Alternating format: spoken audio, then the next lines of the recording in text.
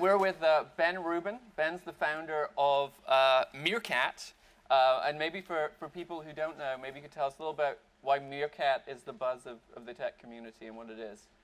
Had I known why is it the buzz, I would just replicate it every time.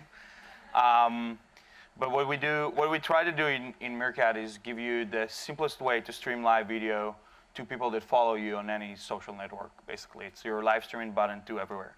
We started with a simple live streaming button to Twitter. So you would press one button, and instantly your followers on Twitter would get a push notification with a live video, and they can see it either on desktop or mobile phone. Mm-hmm. And we have a feed oh, it's right there. Hi, Meerkat people. We get the audience to wave to them too. You got to engage. Hey guys. Yeah! You're live on Meerkat. So what kind of use cases have you seen with Meerkat? How are people using live streaming? What's it for? So the beginning was a little bit funny because a lot of people experiment with that. And it was one of the challenges. We're working in the space for like 3 years. And we had a product before called Yevo that we closed, actually. They had 400,000 users. And the challenges that we noticed is that people, unlike photos and videos that we know for like 100 years, photos and videos are around. So when Instagram came, everybody knows what's a good photo, right? It's just a software substitute. But nobody knows what's a good live stream. People didn't live stream before, right? It's not something that, unlike the photo album, that you and your family open the big photo album and you're all taking pictures. So you know what's a good video because you've seen it in the movie. You know what's a good photo. Live video is like new for people to live video. And it was kind of weird in the beginning because there was a lot of, how should I use it? The weirdest use case that not weirdest, like surprising use case that we've seen is for real estate agencies. They would schedule an upcoming stream of showing an apartment, and then the people, instead of coming into the Upper East Side, they would subscribe to the upcoming stream, and there were like 40 people just watching the realtor walking around in the apartment, just showing it to people. Yeah, that was like the most surprising. You talk a lot about it being like a participatory medium. So is this the new television? Is it the new? Do you see media companies using it? Do you see it as competitive to media companies? How do you feel about that? So I think that so look at YouTube, for example. So every YouTube that you watch in the 60s, a good director and a good editing team could have produced the same YouTube in 1960s, right? The video the video as content, as medium, stayed the same for, well, there was no color, and then there was color, and only the distribution method changed. But the video as content has not changed. So does text for thousands of years, and photos for 120, 140 years. Something exciting is happening now. It's the first time that we are seeing new type of content. A content where the audience is not consuming it, is actively taking part, and that is changing the content as it happens. For example, our content just changed because you said, hey, let's say hi to the audience, and then everybody waved. So this reality actually changed a little bit just because we're starting, because it's a participatory media. For the first time in 100 years, there's a new type of content. A content where the consumers are not consuming. They are actively taking part, and the content is evolving because of that. The interactivity, I was just saying backstage that I was watching one the other night, and this guy Steve Isaacs, and I'm brushing my teeth in my pajamas, you know, and he's like, "Oh, Pete's on, hi Pete," and it's creepy when the TV suddenly starts speaking to you. It's like I'm just in my PJs, and I don't know how I feel about the host like speaking out to me, but it is that kind of very flexible medium where you can be walking around and people can be telling you, hey, go look at this. We did like the car show, and we went around and people said, go look at the sports cars, or go look at this, or ask this person this question. That is quite powerful, and I guess for this audience, the question will become, it's about participation, it's about engagement. how do you see that affecting the upcoming campaign? How do you see it affecting the way that you can speak to a constituency and engage with them? Has that happened yet? Is that going to happen? Yeah. So the first, like, well, there was the first time media changed the presidential campaign was in 1963, I think, with Kennedy and Nixon, when Kennedy knew how to utilize radio, utilize TV, while Nixon knew how to utilize radio, and the medium there played a very strong force for Kennedy to win the elections. And then I think Obama did the same thing in 2008. I'm sorry, I'm from Israel, but I'm trying to be correct on my fact. 2008, that he really utilized the social media as a driving force to get his message out. And I think that now, and that was like in the middle where we're start experiencing what is a social medium where everybody has a voice. When the audience suddenly, the voice is not dictated by the reporters, but is actually by the people who like and share it. They also starting to get a voice. And now, while we're entering this new decade where people not only consume, they're starting to take part. The question is, like in 2016, is whether the participatory media, where the audience is not just consuming from the candidate, they're also actively taking part and asking questions and getting this intimate medium where you feel, everything is kind of raw, but it gives you another angle. I like to call it, it will not be honest, but it will not be 100% honest. It never is, because this is how we are as human beings. What does that mean? You mean the streamer isn't 100% honest? No, the content that is being delivered, right? As a candidate or as a person, we always have these kind of layers on us. Right. And I'm saying this medium will enable us to be one step closer to honesty. So you're saying you have to still do the traditional stuff of let's spin the question positive, let's maybe answer the question I want to answer, and maybe not the question that's being asked. But the fact that it's going to be live, and the fact that we're suddenly we like to look at Meerkat as the best way, not to push live video one to many, but to pull many to one. As a way where we're not just a medium to stream live video on mobiles. We're a medium where the audience actively feeling that they are being pulled into someone's reality.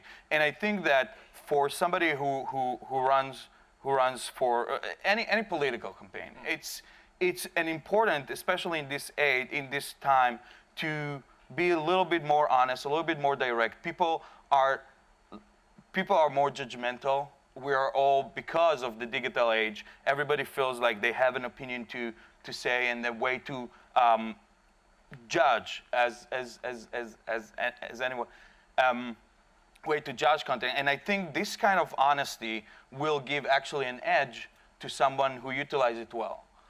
A way for, seeing somebody eating dinner and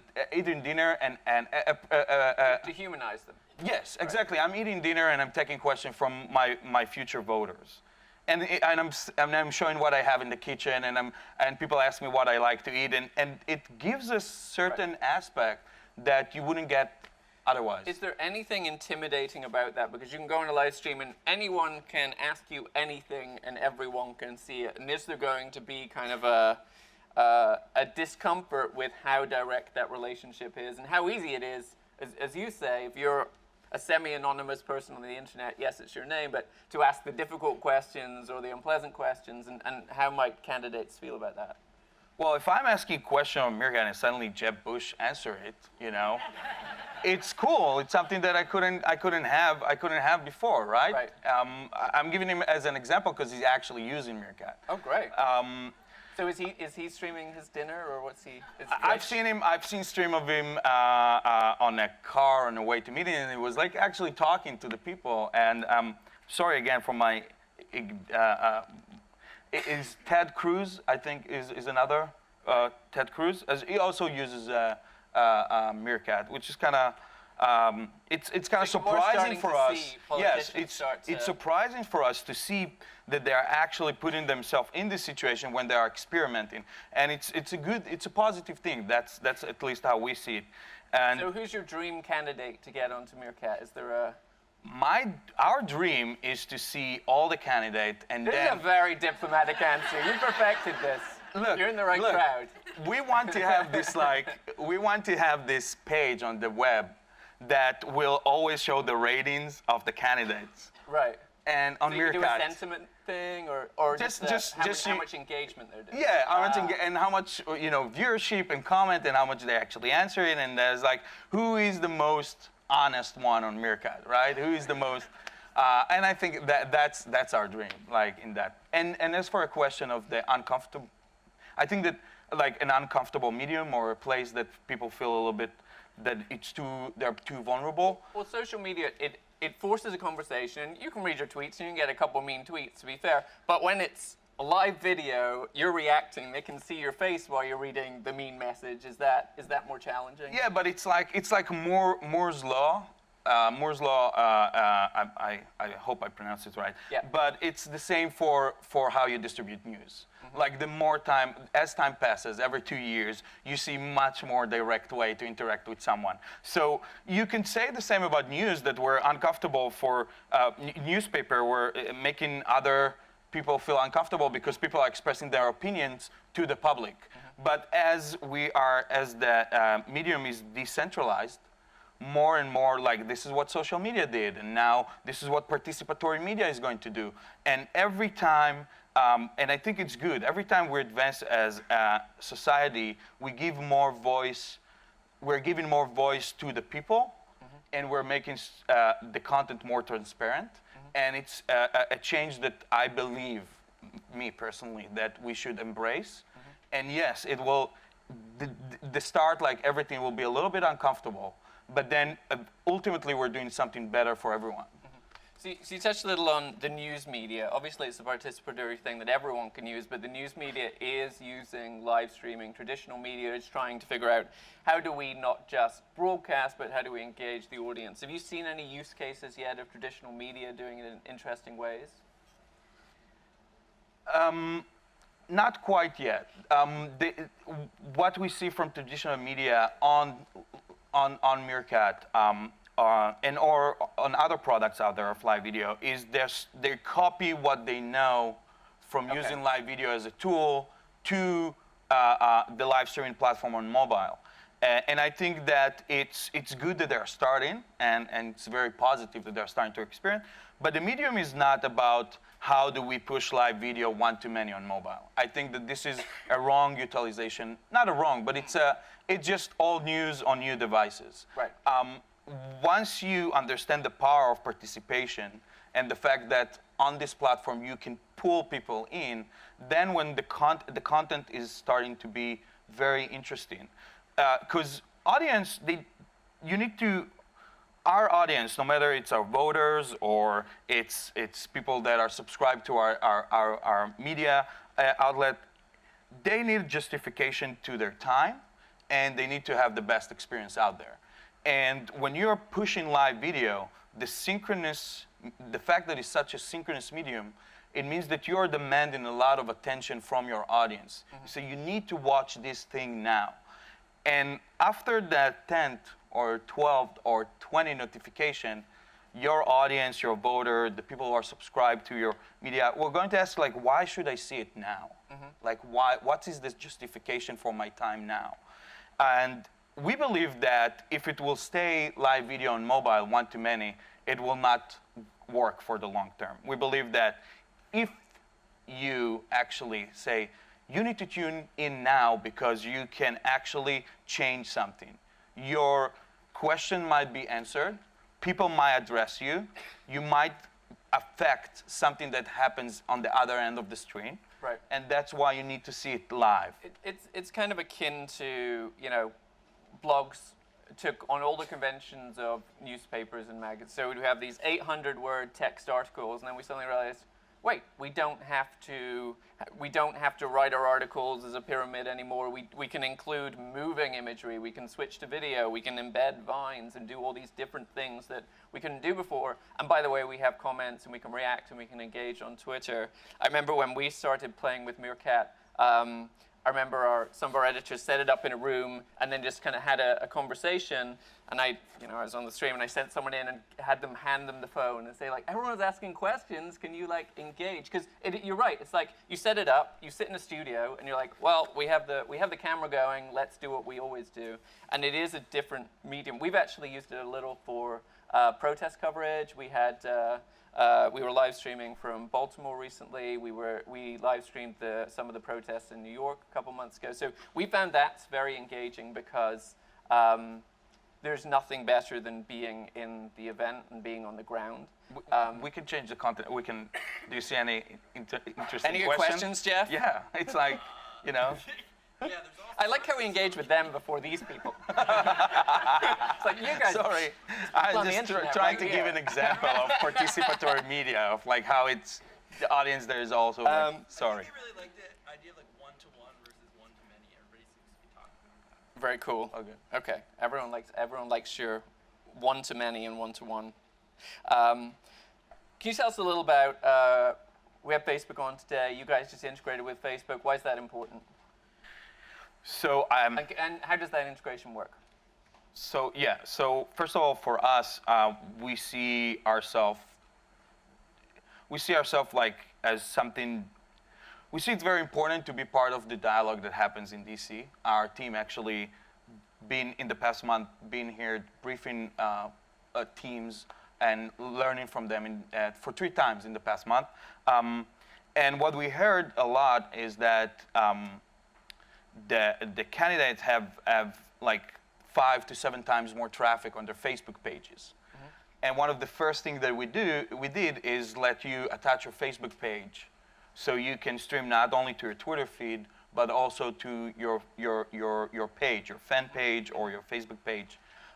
So this is something important. And also in the overall strategy of us, it's to be the live streaming button to everywhere. To all your outlets, whether it's Tumblr or to YouTube or Facebook or Twitter, and also if you have RSS feed, people don't use it anymore. Yeah, but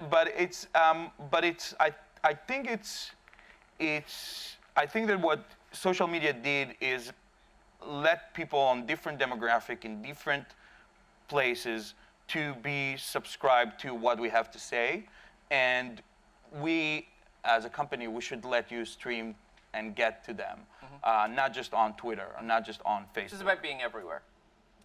Being Yeah. everywhere where people can engage. Yes, exactly. So what's next for all this live streaming stuff? Where does it go from here? Are we all going to be live streaming our entire lives? Is it going to be media companies streaming to us on our phones now instead? Is it going to be celebrities and politicians? Is it going to be everyone? Where do you see this whole market going? Well, I think that the more the product is going to be participatory, it's going to win in the long term, because it will change the content from the beginning, from materially changing the content, the fact that there is a collaborative streaming, the fact that the audience is empowered to take part.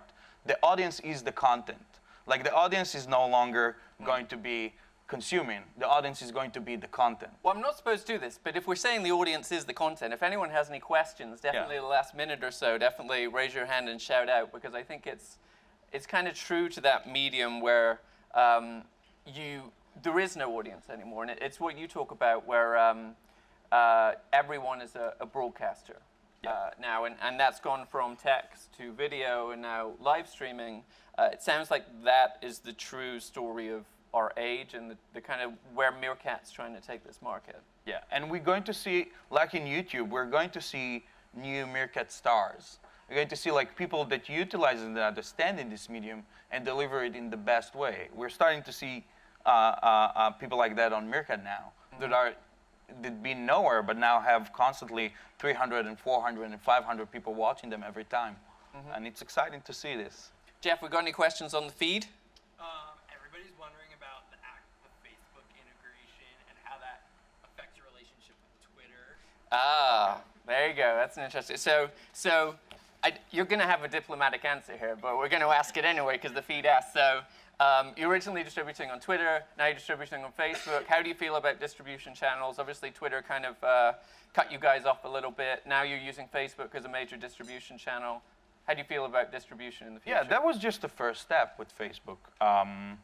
So Twitter took the social graph, means that we cannot know who you're following on Twitter. We still use it as you still can tweet live video to your audience on Twitter. But also with Facebook, we believe that there are a lot of, the graph there is very interesting in the way that like we know who your friends, we know what you like and what's your interests, and we think that we can bring awesome experience as we grow. And you know, it's one of the things that we're working now. It's like, how do we get the things that you like, the people that you want to see, magically? Like to go and search and follow, it's okay, but people don't have time. People need to walk around in the street and suddenly get a push notification from something that they Jeb want. Bush is live right now. Get a push notification He's eating his from dinner. He's showing you his fridge. You got to tap that. You got to see it. Well, if you like Jeff Bush page on Facebook, yes, we want to push it to you. Yeah, and whatever is your interest, there's always Hillary's eating Chipotle right now. Yeah. You know? So you have a little live stream from Chipotle. No one noticed, so we got to get it on the live stream, you know? Yeah. Can I shout out a quick question? Yeah, go for it. With your integration with Facebook, can you put some advertising dollars behind it while it's live Yeah, streaming to get more actually you eyeballs on can. it? Okay. In fact, we see people posting in Meerkat. You can schedule an upcoming stream. So if you want to have a structured conversation and let your audience start to do this echo chamber of like conversation around, oh, in 17 hours this and that is going to be live. So we see that people actually put the upcoming stream and put advertising dollars behind it. So more and more people subscribe, and we just. Last week, we introduced the push notification. They did that on Facebook and Twitter, so they're putting paid media behind it. Behind the upcoming to stream. A tweet or a Facebook Exactly. message. Got it. And last week, we introduced the push notification on desktop. So no matter if your demographic is not necessarily on mobile all the time, the fact that they can subscribe and get pushed on their computers also, it's powerful.